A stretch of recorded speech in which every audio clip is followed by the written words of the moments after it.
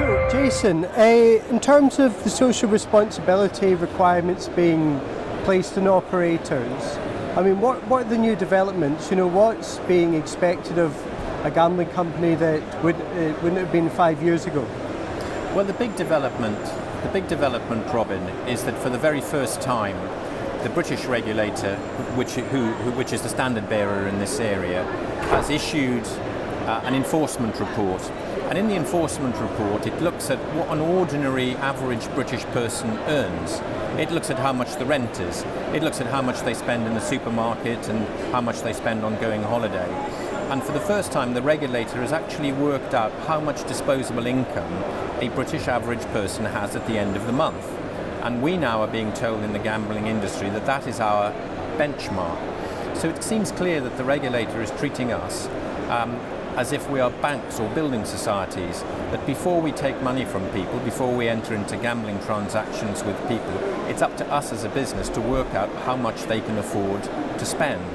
Now that is a paternalist approach, which we've never really had before, but it does reflect the expectation of society, the expectation of politicians, that the customer's interest should be put first and people shouldn't gamble more than they can afford. And do you feel that this shift in approach towards regulations taking on a more, I suppose, as you say, paternalistic approach? I mean, is that something that is essentially the new normal for the industry across all markets?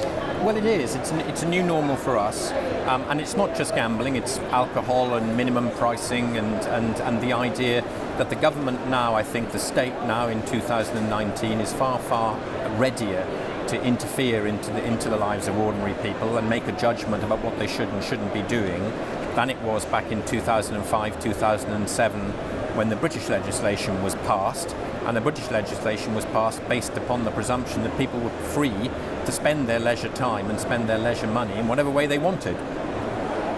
And so in terms of how the regulator looks to enforce these new controls, I mean, are regulators like the GB Gambling Commission, are they communicating effectively with operators about what they actually want and how they actually want it done?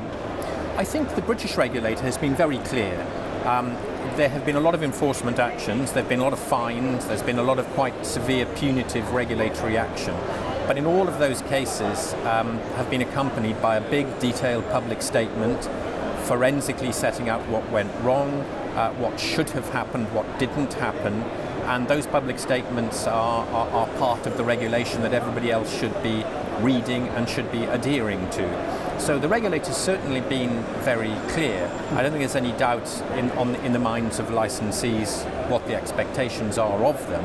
The question, of course, is getting your processes and systems and procedures and your corporate attitudes up to scratch. And what sort of impact is this having on operators' bottom lines?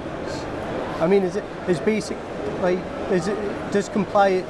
cost of compliance rising? The cost of compliance certainly will rise, and the cost of compliance will start to represent a barrier to market entry for smaller and poorly funded operators. It is more expensive to do business in a regulatory market with these requirements, but you have to offset that with the guarantee of long-term sustainability, long-term viability that robust compliance will give to the sector. And I think it's a fact, and everybody will acknowledge that the sector has grown meteorically over the last 10 years. There are those who would say that perhaps corners have been cut, and now in a way it's a time of reckoning whereby we have to show best practice, and that will guarantee the sustainability going forward. Jason Chest, thank you very much. Pleasure.